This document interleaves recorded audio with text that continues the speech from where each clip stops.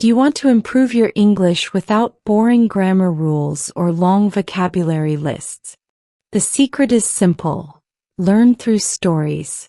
Your brain naturally understands grammar, phrases, and sentence structure when you enjoy what you're listening to. So get comfortable and enjoy today's story. You'll learn English without even realizing it. Don't forget to subscribe, like, and turn on the bell icon so you never miss our daily English learning stories. Jack had never been to Italy before. He had read about Rome in school, seen pictures of the Colosseum, and watched videos about Italian food. But none of that prepared him for what he felt when he finally stepped into the streets of Rome. The city was loud, warm, and full of life. Every building looked like it had a story.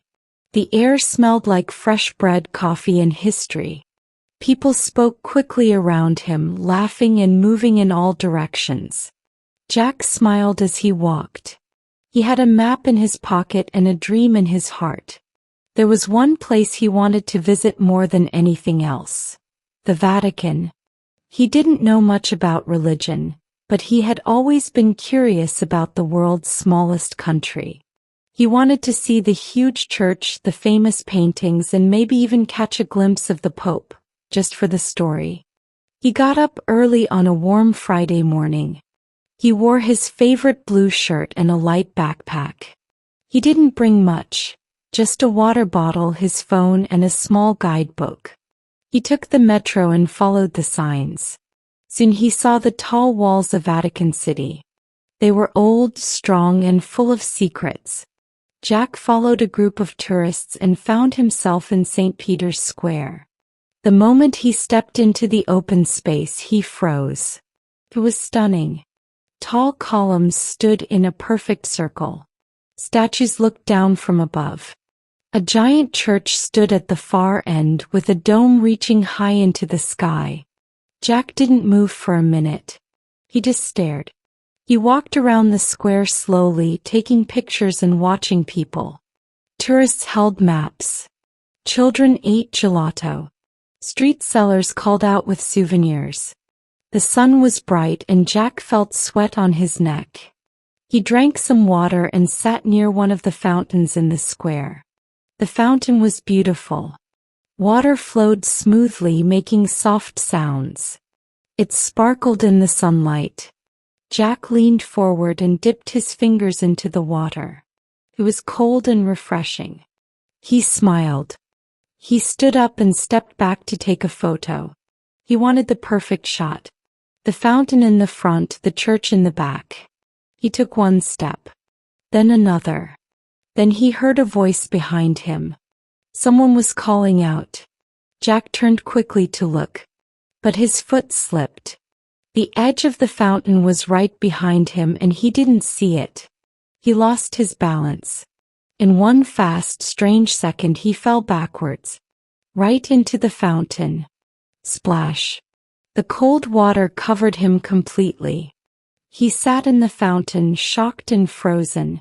Water dripped from his hair. His shirt clung to his chest.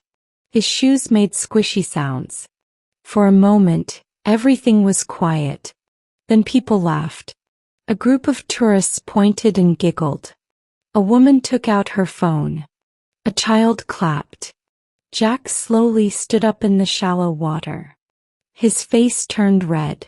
He climbed out, water running down his legs. He didn't say a word. He looked around quickly. No police. No guards. Good. He walked away as fast as he could. He found a bench under a tree and sat down. His backpack was soaked. His phone was wet but still worked. He took off his shoes and let his socks dry in the sun. His heart was still racing. He had just fallen into a fountain. Near the Vatican. In front of dozens of tourists. Jack wanted to disappear. He sat there for a long time listening to the water and trying to calm down. After a while he started to laugh. Quietly at first. Then louder.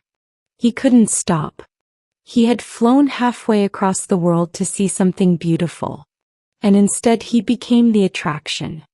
He spent the next hour drying off. He bought a towel from a souvenir stand.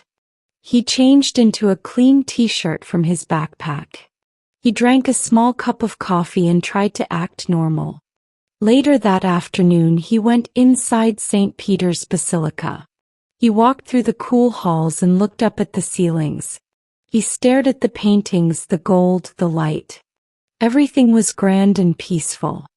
No one inside knew what had happened outside. No one pointed or laughed.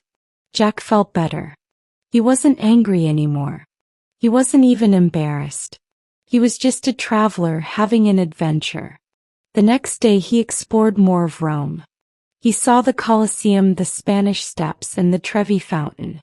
But every time he passed a fountain he smiled. He never told his family right away. He waited until he got back home. When they asked about his trip he showed them pictures. "Did anything funny happen?" his brother asked. Jack paused. Then he told them the story. The whole room laughed. Now every time he thinks of Rome, Jack doesn't just remember the art, the churches, or the pasta. He remembers the splash, the surprise, the laughter, and the way the sun dried his clothes while he sat under a tree, smiling alone. Amazing job.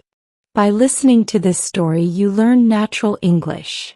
Useful phrases, grammar, sentence structure, all in a fun and memorable way. That's the magic of storytelling.